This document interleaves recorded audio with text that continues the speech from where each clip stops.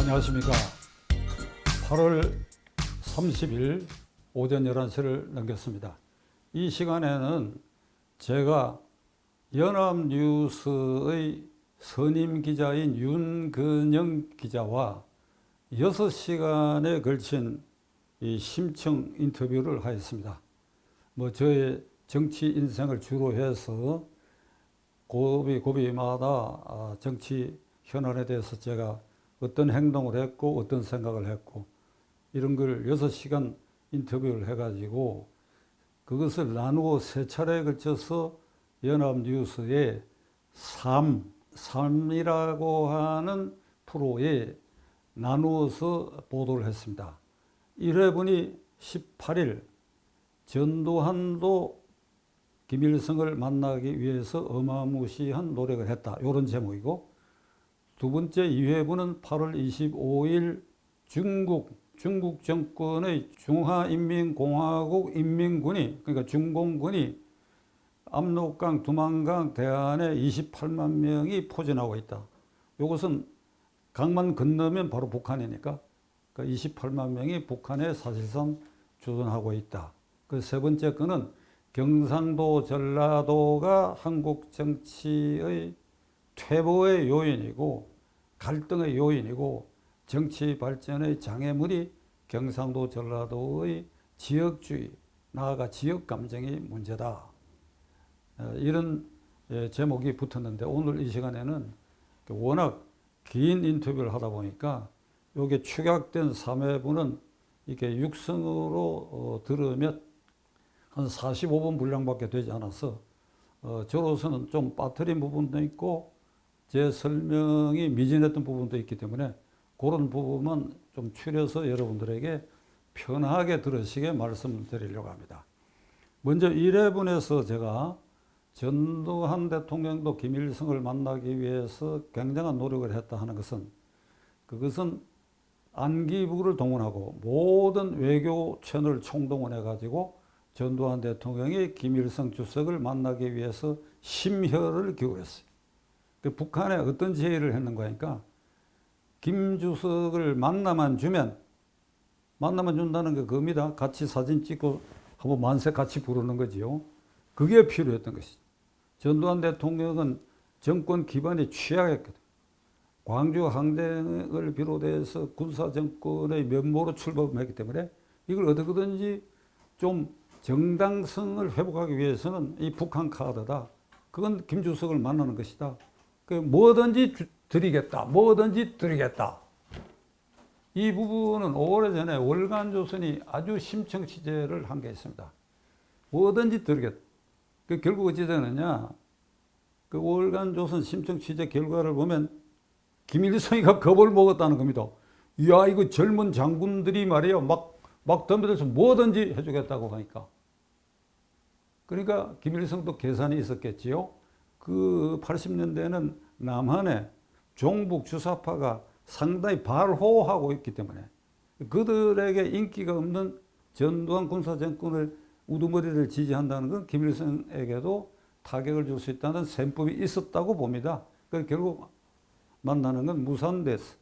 그러니까 김일성 측에 의해서 무산이 됐어.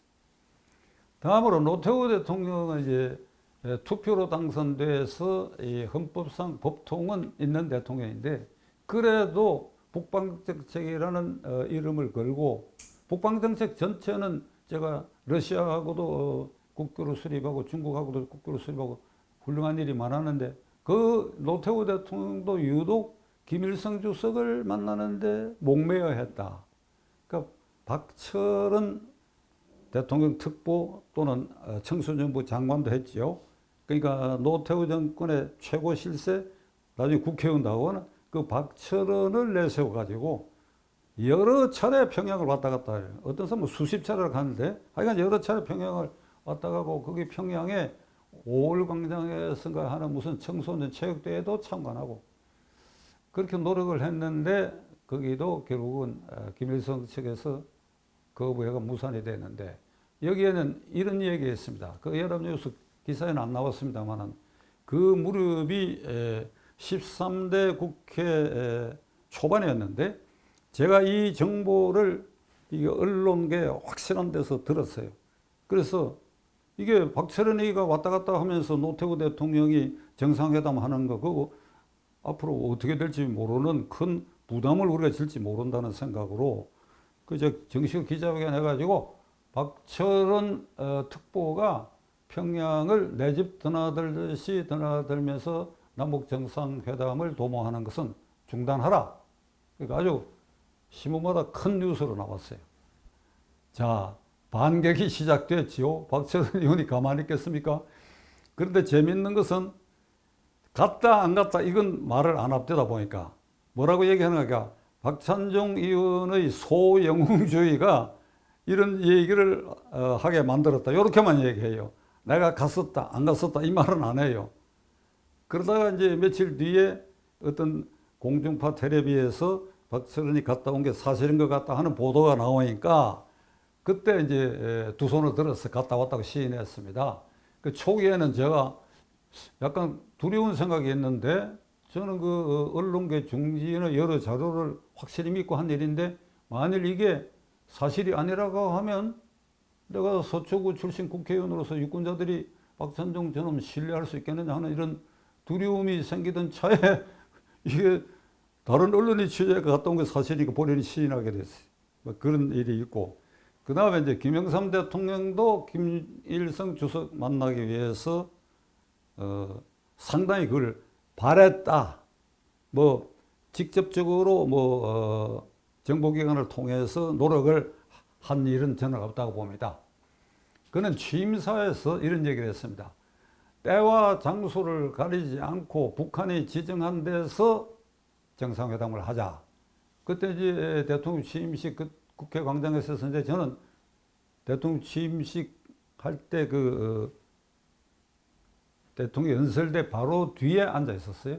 바로 뒤에 앉아 있었던 것은 그때 92년 대통령 선거 때 저도 후보로 나왔기 때문에 대접을 받아가지고 그래서 이렇게 얘기하는 걸 기억을 하는데 그 뒤에 이제 카터 전 미국 대통령이 이제 남북 관계 원활한 소통을 위해서 평양을 방문해가 김일성 주석과 대한민국 대통령과의 남북 정상회담 약속을 받고 왔어요.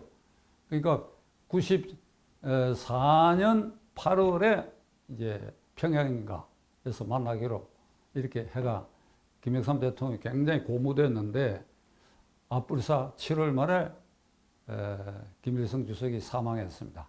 그러니까 이게 물거품이 돼 들리는 말로는 김영삼 대통령이 굉장히 아쉬워했다. 만일 그게 성사됐으면 그 뒤에 김대중 대통령이 김정일을 만난 그걸로 노벨 평화상을 받았는데 앞서서 북한 정권 창시자와의 평화회담을 했다는 걸 이유로 김영삼 대통령이 노벨 평화상을 받았을 가능성이 나는 있었다고 봅니다. 그러다 무산됐고 김대중 대통령은 우리가 잘 아는 것처럼 4억 5천만 달러를 북한에 갖다 주고 그게 지정한 날 가려고 했더니 하루 늦춰서 갔는데 입금이 확인이 안 됐다. 구자 번호가 틀려가 입금을 확인 안 했다. 그 하루 뒤 늦춰가 이제 가고 그래 만나가 이렇게 손 들고 만세 부르는 사진 찍었지요. 그래 노벨 평화상 탔습니다. 그걸로 탄 겁니다. 김대중 대통령의 노벨 평화상을 신청한 여러 단체와 개인들은 그가 한국 민주화를 위해서 옥고를 치르고 굉장한 노력을 했다. 그리고 남북 평화를 위해서 새 장을 열었다. 이런데 그 뒷부분, 앞부분은 뺐어요. 그 노벨 평화상 위원회에서 그것만. 그러니까 앞부분 국내 정치에 있어서 투옥당하고 고통을 겪었다. 이건 넬슨 만델라를 필요로 해서 어마무시한 그 부분에 공덕을 쌓은 사람들이 워낙 많기 때문에 그건 빼버리고 그냥 단순히 분단국가에서 처음으로 그 분단국가의 양쪽 주체가 평화회담을 했다. 요게 방점이 찍혀가지고 이제 평화상을 받았습니다.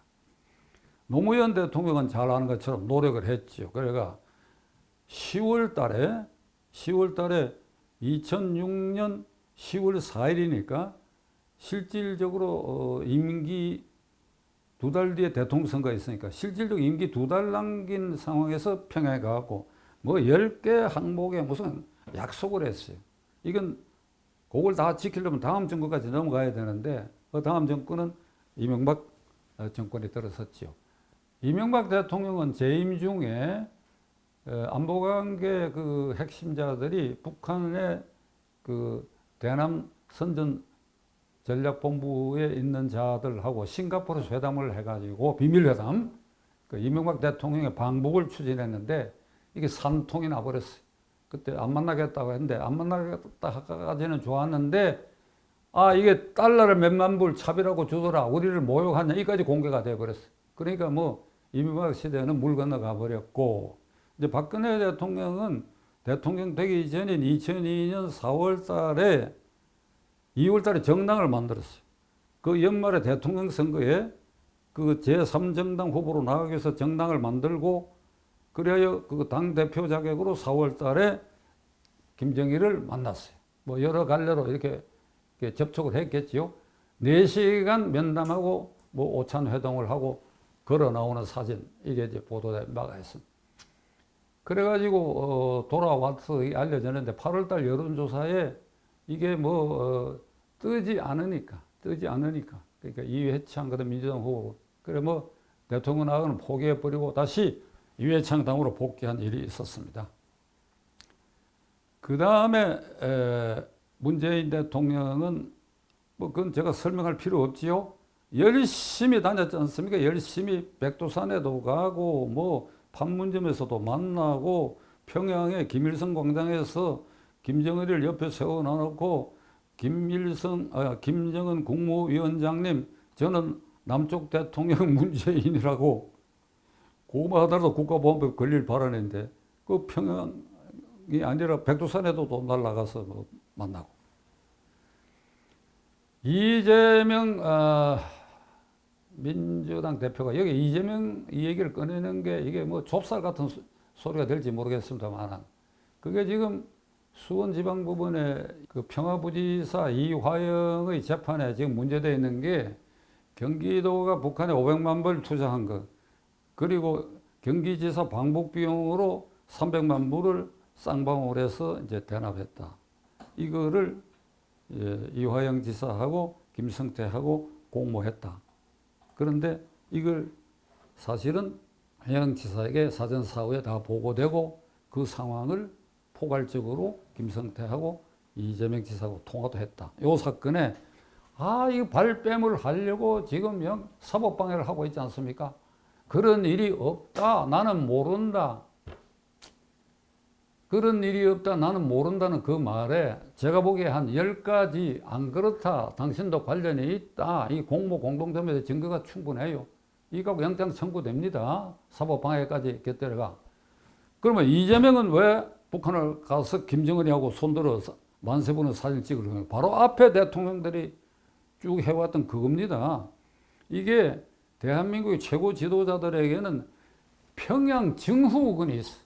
이거 참 달갑지 않은 것인데, 평양 증후군, 구체적으로는 평양에 가서 북한의 최고 지도자를 만나 사진을 찍어야 되는데 거기에 정신적으로 매몰된 글쎄 일종의 정신변적 징후라고 볼 수밖에 없는 평양 증후군이 있어.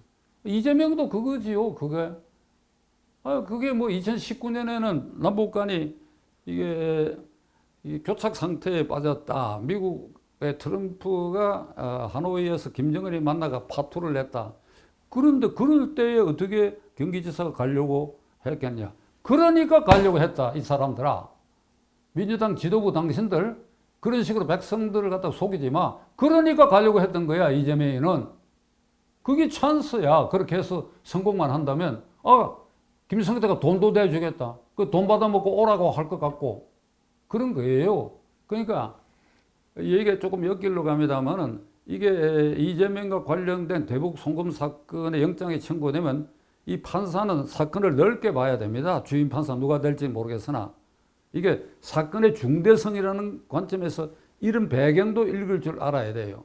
그래야 그게 제대로 된 법관입니다. 자, 아마 그런 정도로 하고, 자관 전두환 대통령 이래의 문재인 대통령 때까지 그게 정상회담을 했거나 도모하지 않은 사람이 없었다. 윤석열 대통령 앞으로 어떻게 할지는 그건 뭐 제가 두고 와야 되겠습니다. 그러니까 제1편은 주로 이런 얘기를 주로 한 것입니다. 2편에는 중공군이 28만 명을 압록강 두만강변에 배치한 것은 그러니까 갈수기에는 두만강 쪽에는 이게 바지를 걷고 그냥 걸어와도 되고 이 음동설안에는 이게 얼음판이니까 압록강에서 두만강까지 그냥 걸어와도 된다. 1936년 음력 12월에 홍타이지 청태종이 10만 대군을 이끌고 병자호란 일으킬 때에 왜 12월에 왔느냐? 이거 기마부대가 그 주력이니까 기마부대가 강이 얼었을 때 쉽게 건너 올라고 추운 겨울을 택한 것입니다. 그러니까 마찬가지로 중공군이 거기에 포진하고 있는 것은 실제로 평양 북한 내에 주둔하는 거나 마찬가지다. 평택에 28,500명의 미군이 있지요. 이건 딱 고립된 섬처럼 거기 갇혀 있는데 이 중공군은 포진대가 있습니다. 그래서 우리가 남북 통일이 쉽게 이루어지겠느냐? 저는 그 인터뷰에서 쉽게 이루어지지 않는다. 북한의 급변 사태, 예를 들면 김정은이가 저희 나이 40 가까이 되는데 이 전문가들이 그 흉색을 보고는 저게 당뇨나 고혈압 증세 있고 고도 비만이다. 그러니까 건강에 이상이 있거나 북한에 쿠데타가 나거나 하면 우리에게 통일의 기회가 되겠느냐라고 윤건영 기자의 질문에 저는 그렇지 않다. 그게 쉬운 일이 아니다. 그게 급변 사태의 혼란이 오면 그 28만 명이 그냥 그대로 평양 장악하고 휴전선까지 장악해서 어쩌면 북한군을 무장 해제할 수도 있다. 그리고 괴뢰 정권을 세울 수도 있다. 그러면 남북 통일 문제에 있어서 이렇게 대화로 한다 그러면 하나가 더 늘어가는지 남북 외에 중국. 그러니까 이게 쉽게 될 일이 아니다. 그러니까 우리는 이게 주한미군 철수를 자꾸 주장하듯이. 근데 극좌파들입니다. 그러면 북한에도 중공군 철수를 주장해야 되는 거예요. 그렇게 할 수 없잖아요. 국경선을 경계로 강 바로 밖에 있으니까. 이런 점을 우리가 깨달아야 된다. 이런 이야기를 제가 2편에서 주로 했습니다. 그 2편에서는 북한은 지금 75년 됐죠. 김일성, 김정일, 김정은까지. 이게 3대 세습체제인데 이것을 공산주의 체제다. 아니다. 사회주의 체제다. 아니다. 그럼 뭐냐? 황제 세습 독재 국가다. 황제 세습 독재 국가다. 75년 동안 지금 이어지고 있다. 20세기 이후에 이 국가 중에 1차 세계대전을 통해 가지고 황제 국가였던 러시아, 독일, 오스트리아, 이태리 이거 전부 황제 체제가 다 폐지됐습니다.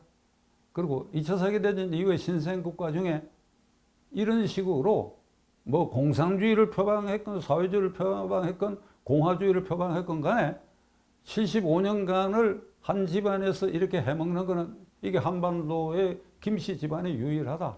그 스탈린도 그 무시무시한 독재자도 자식에게 안 남겨줬다. 무시무시한 모택동도 안 남겨줬다. 그리고 베트남의 지도자 호지명도 안 남겨줬다. 유고슬라비아의 티토도 안 남겨줬다. 넘겨준 데가 없어요. 저 중앙아프리카의 아이틴가 하는 나라의 아버지가 대통령하고 헌법을 개정해서 내 후임은 아들이다. 이렇게 해갖고 그 아들이 취임한 일이 있는데 요건 몇 년 만에 데모로 쫓겨나 버렸어. 그러니까 3대 세습을 이런 식으로 엄청난 무장병력과 핵 무기를 개발해가면서 하는 것은 이게 대한민국 한반도에 있는 일이다. 이게 창피하다 이거예요. 요거를 지금 시진핑이 본받는지 모르겠어요. 시진핑이 지금 장기 집권으로 들어갔어. 10년 임기 채우고 15년 임기 채우려고 헌법까지 개정했는데 요거 김일성을 닮아가 하려고 하는 거 아니냐. 근데 중공 내부에 지금 심각한 내부 문제가 생기고 있어요. 어떻든 이런 3대 황제 세습 독재 국가를 우리는 남쪽에서는 머리 위에 이고 있다. 세 번째에서는 이제 지역주의가 극성을 부려가지고 경상도당, 전라도당. 그렇지 않습니까? 국민의힘당 경상도당이지 여기는 전라도당이고, 그 국민의힘은 지금 110석 남짓 국회의석이 있는데 수도권 서울, 경기, 인천에서는 121개 지역구 가운데 19개입니다. 19개. 그리고 민주당은 100개야. 100대 19. 그리고 전라도 완전 장악하고. 그러니까 과반수가 넘어갔다. 과반수가. 그 왜 이렇게 되느냐? 수도권에도 전라도 출신들이 많이 살아요. 서울도 이 강북 지역은 많이 살습니다.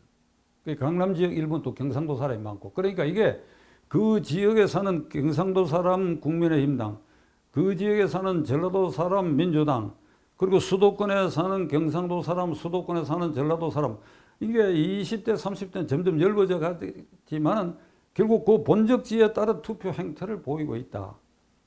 이게 한국 정치를 퇴보시키는 아주 유감이다. 그럼 이게 언제부터 이 지경이 됐느냐? 63년 대통령 선거, 67년 대통령 선거에 박정희 후보가 윤보선 후보와 대결해서 2차례 당선됐을 때는 이런 문제가 전혀 없었어요. 71년 선거에 전라도 출신 김대중, 경상도 출신 박정희가 붙었어요. 그때부터 지역주의가 꿈틀대기 시작해요. 그리고 그 뒤로 야당이 지역주의를 심화시켰다. 야당의 패권 경쟁을 YSDJ, 경상도 김영삼, 전라도 김대중. 요게 이제 87년 이게 6.29 이후에 대통령 선거 과정에서 분열되고 그렇게 쓰기 점차 심화돼가 지금은 자관 이쪽에서 공천받으면 국민의힘당 공천받으면 그 지역에 무조건 된다. 이게. 눈 감고도 그냥 찍어준다. 이쪽도 무조건 찍어준다. 그래서 저는 이 윤건영 기자와 인터뷰에서 이게 하루아침에 안 고쳐진다. 안 고쳐져. 제3당 나와가 지역주의 극복하자고 이렇게 소리 쳐봐야. 이 며칠 전에도 저는 장기표 동지하고 통화를 했어요. 장기표 동지가 뭔가 제3당 운동에 아주 획기적인 방안이 있다 그러길래 그 획기적 방안에 내가 박수 쳐줄게 그랬어요. 근데 이걸 뚫기 어려워, 이게. 제가 92년에 정치개혁당 만들어가도 그 참담하게 실패하는 경험을 저는 가지고 있습니다. 그래도 그때는 저 혼자만이라도 서울서 당선이 돼, 그게. 그러니까 이게 한국 정치가 결국은 어찌 되느냐. 그 지역주의의 그 폐단이 오늘날 민주당의 이재명 사태로 발전해 있다, 이거야. 그게 그거 아니냐, 이 말이야, 그게. 이재명 누가 지지하느냐, 이 말이야. 개딸의 성분이 누구냐, 이 말이야. 그러니까 이게 정말 비극이다. 비극이다. 어떻게 극복하느냐 하는 질문에 대해서는 국민이 깨어날 수밖에 없다. 국민이 양쪽에서 공천 받아가 내려오는 사람들 자격이 없다 생각하면 그 투표를 그쪽에 안 던져줘야 된다. 그럼 누굴 던져줘야? 무소속이나 제3당 후보라도 던져줄 수 있는 그런 이제 용기가 국민들 사이에 이게 솟아나야 된다. 안 그러고는 여전히 국회가 야바이판이 되고 공천도 그냥 내려찍기를 하고 지금 168명 민주당 의원이 꼼짝 못하는 이유가 뭔지 아십니까? 이재명이 공천권 행사한다는 거예요. 그 지금 국회의원, 현직 의원 지역구에 당선된 사람은 다 전라도 우선 지역에서 됐기 때문에 그 공천 안 받으면 안 돼. 그러니까 그 끌려가는 거예요. 이런 아주 비극이 어디 있습니까? 이게. 그거를 저는 토로했던 것입니다. 586 세대, 그러니까 80년대 운동권이 지금 486이 되고 40대가 되고 지금 50대가 됐는데 그들이 종북 주사파 친김정은 주의에서 그게 아주 흠뻑 빠져 있느냐 이런 질문을 윤건영 기자가 하셨습니다. 그 중에는 이 통진당의 이석기 같은 극단주의자들의 속내는 난 잘 모르겠다. 그렇지 않고 80년대에 서울대, 연대, 고대, 성균관대 각 대학의 학생회 간부들이 전두환 정권에 대해서 도전하는 반미자주를 부르짖고 반미자주와 반독재 민주화를 부르짖으면서 데모를 해가 짧은 기간에 감옥을 살고 나오는. 그래요.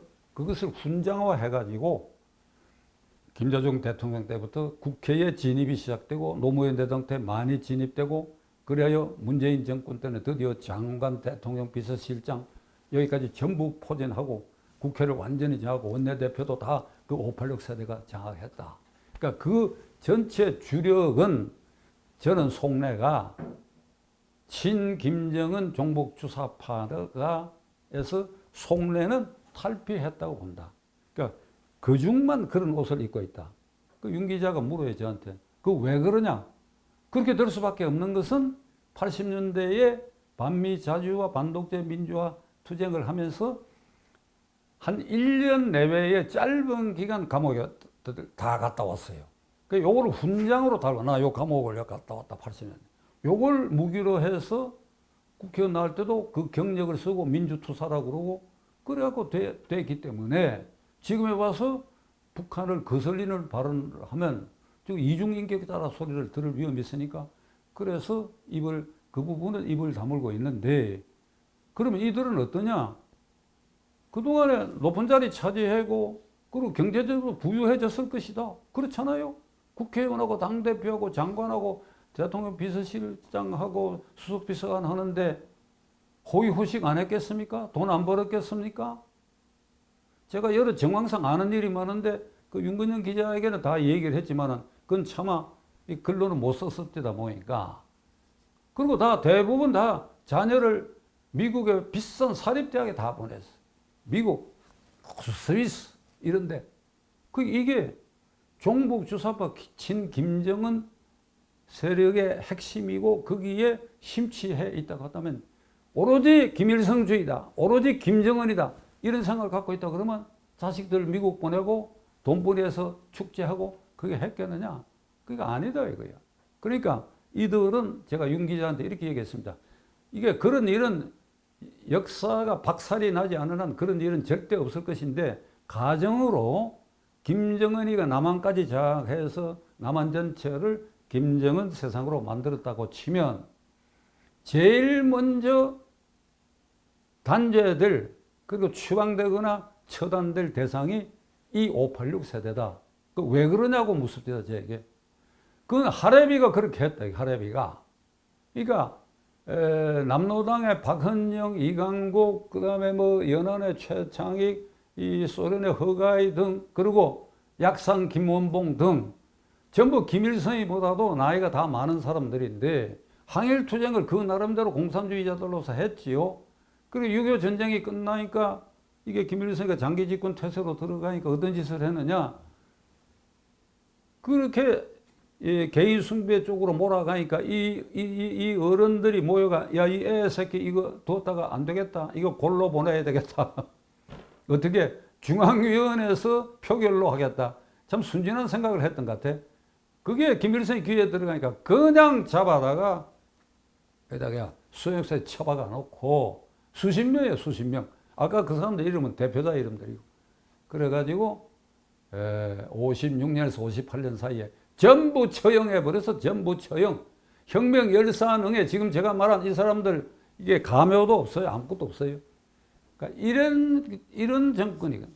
김정은이는 쿠알라룸푸르에서 이복형 김정남이를 그 뉴스로 우리가 다 봤잖아요. 그 베트남 여자들 시켜가지고 학살하는 장면. 고모부를 회의장에서 끄집어내는 거 우리 화상으로 본 일이 있지 않습니까? 그래가 평양 시내에서 총살 처형하는.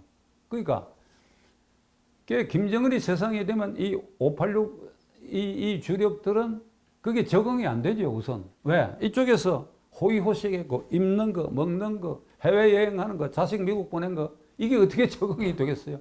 그럼 불평불만이 생기겠지, 수능하려 해도. 그러니까 김정은이 귀찮다, 할아버지식으로 이걸 다 없애는 1호가 될 것이다.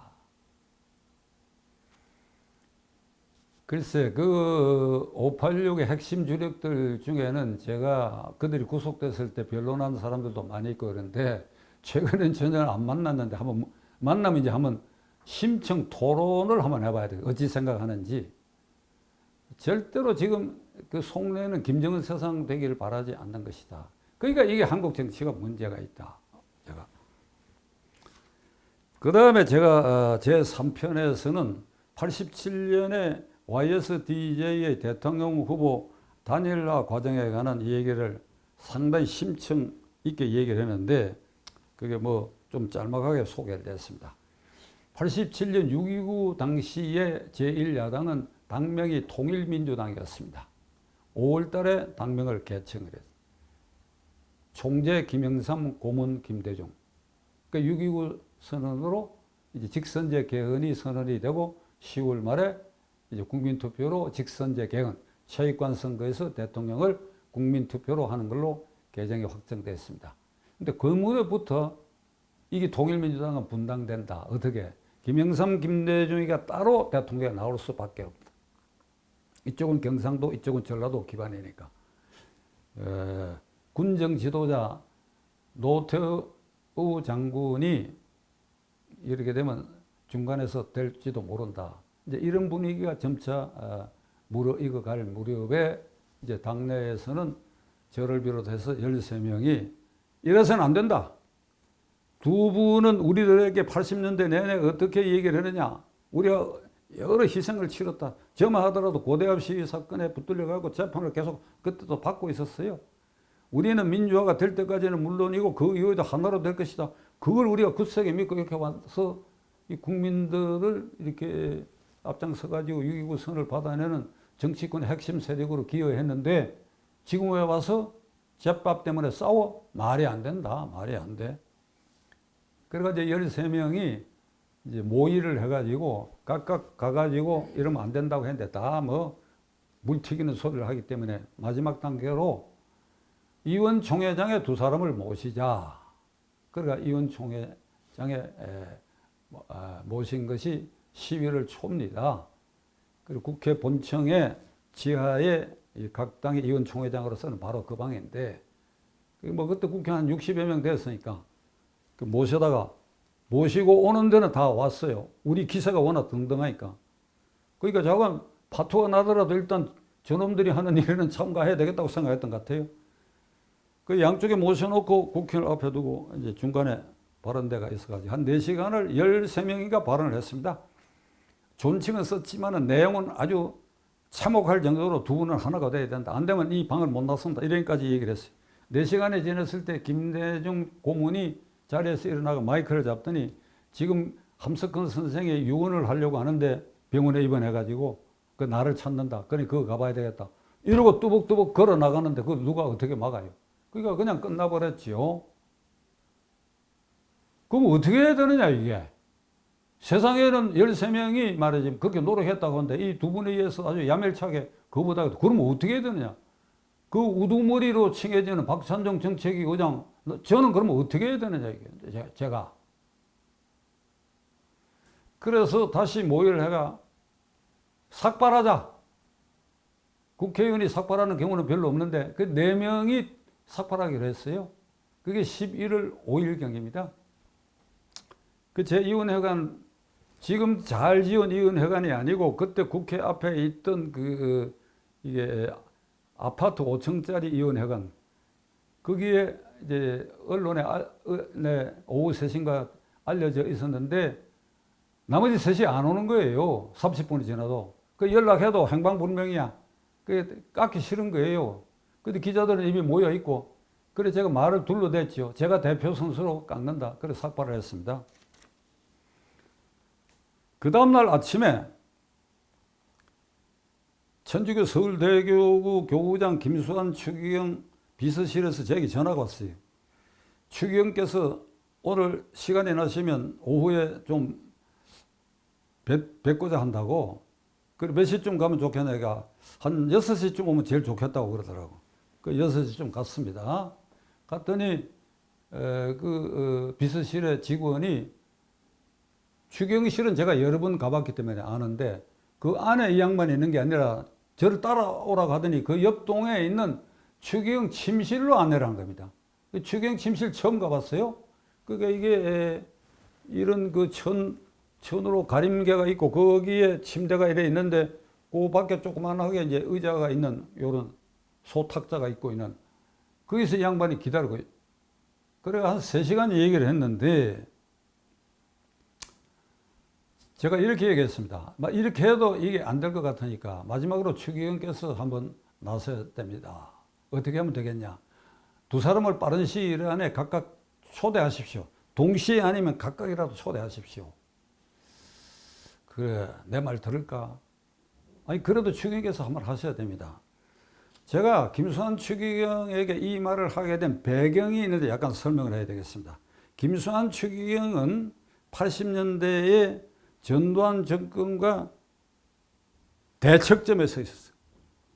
전두환 정권 지지 않는다는 거 분명히 한 분입니다. 이 양반은 사회학 박사학위를 가진 분이 되어서 사회 변동과 정치 변동에 대해서 깨알처럼 파악하고 있는 분입니다. 86년 8월에 어떤 일이 있었는가 하면 전두환 정권이 학원 안정법이라는 걸 발의를 했어요. 학원 안정법. 법 이름이 학원 안정법입니다. 그게 뭐냐? 학원을 이게 평화로운 분위기에서 공부하는 학원으로 만들어야 되겠다. 그러니까 8월 중으로 이 법을 통과시켜야 되겠다. 그럼 9월 중에 새 학기가 시작될 때 학원 내 소요가 없어질 것이다. 그전에는 학원 내 소요가 계속 있었기 때문에. 그러니까 소요가 방지하는 것이 학원 안정법이다. 근데 그때는 이미 도서실이나 식당 같은 데 이게 사법경찰관이 아주 포진하고 있을 때입니다. 그러니까 강원대학교에서 이게 미국 성조기를 불태우는 시위가 학생 식당에서 있었는데 그 주동자가 앞에 나가고 불태우는 순간에 경찰 옆에 있다가 달려들어가 불을 끄고 구속시킨 일인데 그것도 제가 변론을 했었지요.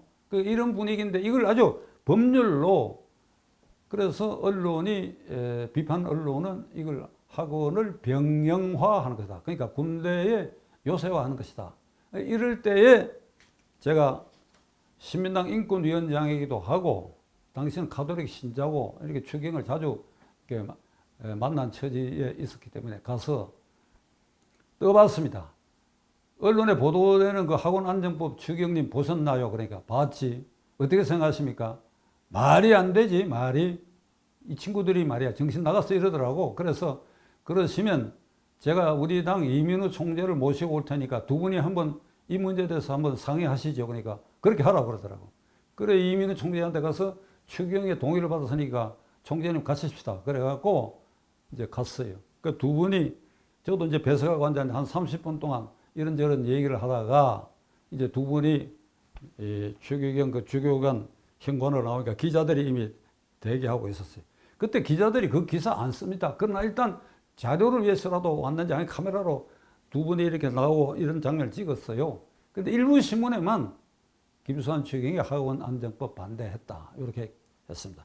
이런 여러 인연, 미문화원 농성점거 사건으로 구속됐던 학생들의 부모들이 추경 찾아가서 기도회 하는데 추경이 갑자기 저를 찾아가 가서 같이 기도도 하고 하는 그래서 한마디로 하면 민주화 투쟁의 현장 선봉에 섰던 신민당을 응원했던 분이 추기경입니다.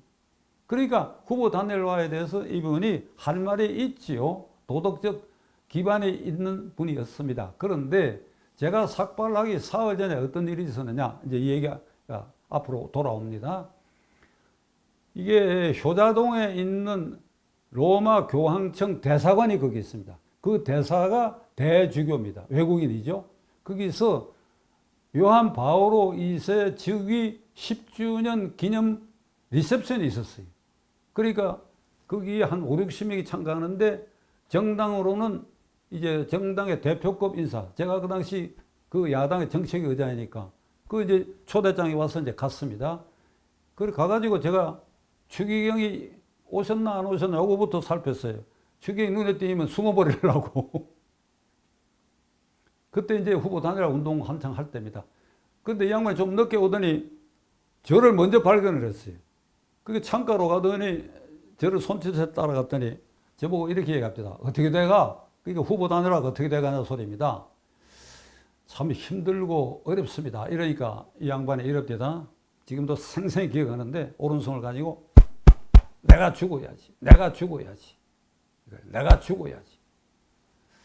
그 뭐 제가 민망해갖고 뭐 더 할 말도 없고 우물쭈물 서 있다가 이제 뭐 리셉션 뭐 이제 끝날 무렵에 내가 헤어졌는데 야 이거 내가 후보 단일화 선봉에 섰다가 이제 추기경 꾸중까지 듣게 됐다. 그래서 이게 뭐 방법이 없느냐. 그래가지고 이원총회도 그렇게 되고 그래서 이게 삭발이라도 해야 되겠다 생각을 한 게 그래서 삭발을 했던 것입니다. 이 뉴스를 보고 추기경도 어느 정도 쇼크를 받았다. 아, 저놈이 삭발까지 했구나. 그래서 그 다음날 오라 그래가 만나가지고 저를 껴안아 줬어. 근데 양김은 끝내 오지 않았다. 이런 에피소드를 윤건영 기자에게 토로했는데 그 상세한 것은 거기에 기재되지 않았다. 이제 끝으로 박찬종을 두고 여야를 넘나들면서 기회주의적 입장을 취했다라고 하는 비판이 있다 하는 질문에 대해서 제가 이렇게 대답했습니다. 그건 모함성 비난이다. 자, 윤 기자 자세히 보세요. 전두환, 노태우, 김영삼, 김대중, 노무현, 이명박, 박근혜, 문재인까지 요게 집권당이었습니다. 저는 이쪽에서 김영삼 대통령 말기 2년간 거기에 들어갔지 그 외에는 간 일이 없습니다. 그렇지요? 간 일이 없습니다. 전두환 와서 총리 장관 시켜주다가 안 했지요? 노태우도 마찬가지. 그 뒤에 다 마찬가지. 안 갔어. 만일 그 질문대로 내가 왔다 갔다 했다 그러면 지금 5선 국회의원이 아니라 12선 국회의원이야. 그리고 총리 장관 다 해먹고. 근데 거기다가 관용차를 한 번도 탄 일이 없어. 그러면 그게 증명되는 거 아니에요? 근데 왔다 갔다 한 인상을 준 거는 나 혼자 당 만들어가 대통령 후보하고 무소속하고 그리고 김영삼 대통령 마지막 2년 그 당에 들어가 15대 선거 때 수도권 선대위원장하고 고문하고 요것 때문에 당명이 바뀌고 요것 때문에 나를 왔다 갔다 했다. 그래 김영삼 정권에 가서 그 2년 동안 봉사하고 내가 얻은 게 뭐가 있느냐 이거야. 비례대표 15대 선거 때 2번 내가 포기했어. 이런 말을 듣기 싫어서 그래. 이게 박찬종의 결벽증인데 듣기 싫다 내가 그걸. 그러니까 뒷번호로 그게 수도권 선거운동에도 도움이 된다 생각해 그랬던 것이다. 그러니까 내가 보상받은 게 하나도 없다. 그대로 했다 그러면 따져보니까 내가 12선이야. 그리고 지금 저를 5선이라고 그러는데 윤 기자한테는 이렇게 얘기했습니다. 좀 6선이라고 불러라 이왕이면. 왜 그러냐 그러더라고. 15대 선거 때 비례대표 2번이었지 않나. 가만히 있으면 되는데 그걸 21부로 빠져가 그렇다. 지금도 이 일 때문에 내 와이프한테 싫은 소리를 이런 게 상기되는 일이 있으면 내가 와이프한테 욕을 해도 먹다 욕을 바보짓 했다고. 그래 내가 그래서 그 시대에 돌아가도 나는 그렇게 할 수밖에 없다. 나는 이렇게 살아왔다. 물론 이쪽 편은 안 가고 이쪽 편에 서 있었지만 내가 실수도 있고 실패도 있고 국민들이 볼 때는 눈에 벗어나는 일도 있었을 것 같은데 그 모든 노력은 결국은 이쪽 세력하고 대항한 데서 온 일들이다. 이렇게 얘기를 했습니다. 결론으로 앞으로 어떤 계획이 있느냐는 질문에 대해서는 계획이 없습니다. 제가 손자, 손녀가 6명인데 걔들이 지금 막내가 대학교 3학년이고 맨 큰아이가 31살인데 이 아이들이 살아갈 그 시대가 대한민국이 자유민주 체제를 굳건히 하는 그래 종북주사파 김정은 세력을 극복하는 시대가 되도록 하는데 나의 미래에나마 최선을 다하겠다. 이걸로 결론이 내렸습니다. 관심이 있으신 분은 그 원문과 그 녹음을 들으시려고 그러면 연합뉴스의 3 윤건영 기자 박찬종 인터뷰를 보시면 알 것입니다. 장시간 얘기했는데 끝까지 시청해 주셔서 감사합니다. 감사합니다.